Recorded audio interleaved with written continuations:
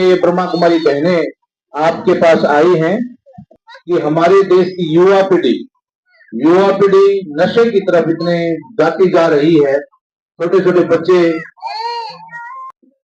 नशे रूपी राक्षस के चंगुल में फंसते जा रहे हैं, अनेक प्रकार का नशे का सेवन करते हैं। और आप देख रहे हो आज लड़ाई झगड़े।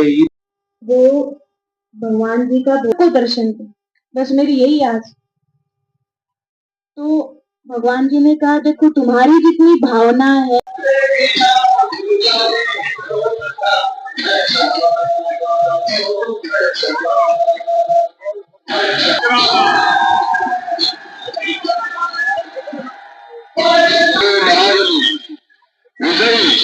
पहचाना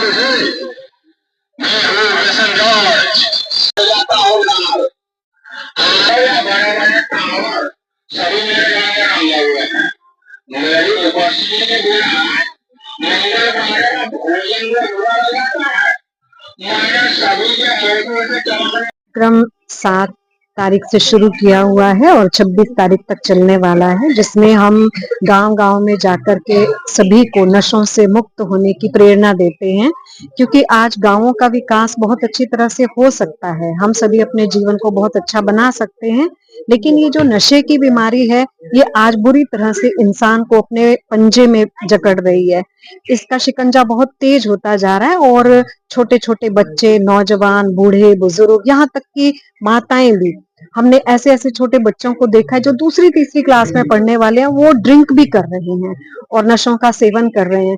तो हमें थोड़ा अपने अंदर में विचार चलता है कि कल हमारे भारत का भविष्य क्या होगा, हमारे भारत के गांवों की दशा क्या होगी। तो हमें इनके प्रति उनको जागरूक करना अपना एक परम कर्तव्य लगता है और हमें ऐसा महसूस होता है कि लोग सुनने के बाद जागरूक होते हैं और संकल्प करते हैं, दृढ़ प्रतिज्ञा करते हैं कि हम भारत को विश्व गुरु बनाने की बात करते हैं, भारत का विकास करने की बात करते हैं, चरित्र निर्माण की बात करते हैं। लेकिन ये जो दानव है ये आज चारों ओर अपना कार्य कर रहा है, तो हम इससे मुक्त हों उसके लिए हम कुछ होम्योपैथिक दवाएं भी देते हैं और मनुष्य के जीवन में एक दृढ़ता, एक प्रेरणा, एक ईश्वरीय नशा, एक परमात्मा से जुड़ने का मुहिम जो चालू कर रहे हैं, उसके आधार से हम अनेकों भाई बहनों को नशों से मुक्त कर भी चुके हैं और आगे भी हमारा यही प्रयास जारी रहेगा कि मनुष्य एक अच्छे मार्ग पर चले और इन नशों से सदा सदा के लिए अपने को भी मुक्त करे और लोगों के लिए भी प्रेरणादायी बने। मैं बहुत अच्छी तरह से उनका सहयोग मिल रहा है। प्रतिवर्ष हम पुलिस का, जिला प्रशासन का सहयोग लेते हैं।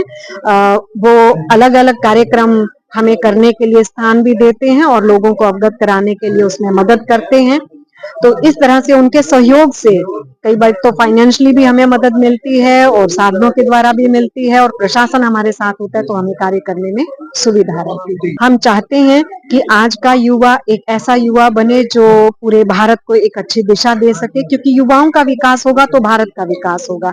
चाहे हम क्रांति के समय की बातें देखते हैं तो उस समय पर भगत सिंह जी थे, राजगुरु थे, सुखदेव थे, वो भी एक युवा थे। इस समय पर हमारे भारत को एक अच्छे विकास के लिए, विज्ञान को आगे बढ़ाने के लिए युवाओं की जरूरत पड़ती है।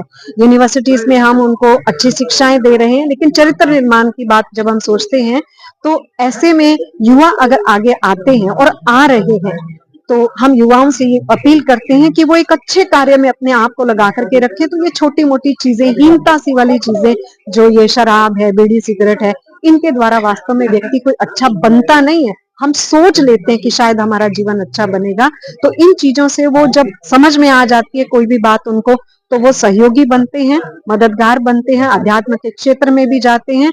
अध्यात्म माना अपने जीवन को एक अच्छे चरित्र की तरफ लेकर के जाते हैं।